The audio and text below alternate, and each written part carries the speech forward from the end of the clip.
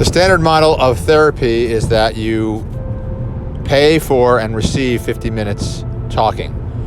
I don't believe this has ever been tested scientifically to know whether it is better than another formula, which I'm going to suggest to you. The formula I'm going to suggest to you is that you pay for the week, but you can spread that time any way you want. It could be even through email or voicemail messages.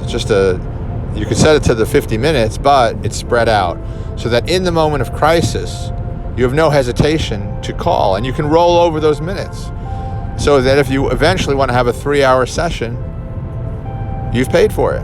That takes the power out of the therapist's hands. The therapist has this power to say, our time is up, and draw the boundary and then kick you out the door.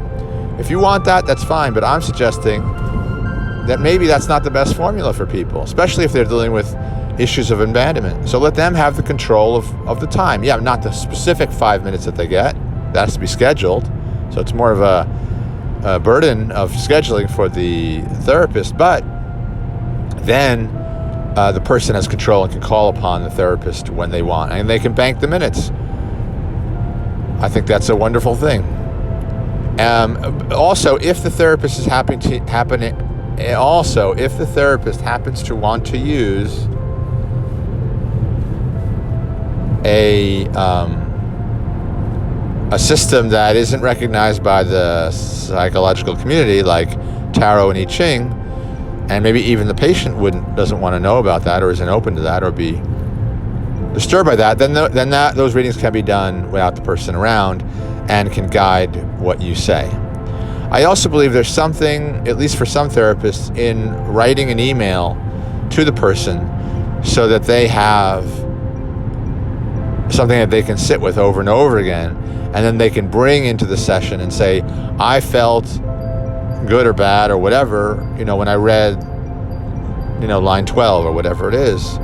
And then because you have your notes and you know what I Ching or tarot was associated with that, you have a direction to go with that person, and you're less likely to buy into their interpretation if their interpretation is not logical, if it is based on their child self. But you also would be compassionate, understanding where their child self is going to be coming from when they have a particular response to something that you have written. It's a tricky game in therapy because you don't want to push someone too fast, and you don't want to not push at all, right? And so, the system that we have now, I'm not so sure it's the best system. If you have 50 minutes with somebody and they are down a rabbit hole, you may become impatient and try to push them too hard. Or if they're, pursuing something correct, you may get excited and push them too fast.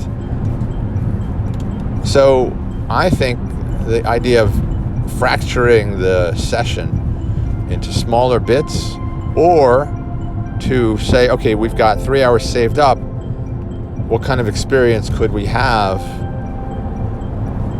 given that we have 3 hours? Like the therapist could go on a road trip with the client, and then they talk in the car. Talking in the car has a different energy than talking in the room. So I just think we want to loosen up the situation with respect to time and therapy, and give opportunities to use the tarot and the I Ching in the therapeutic process.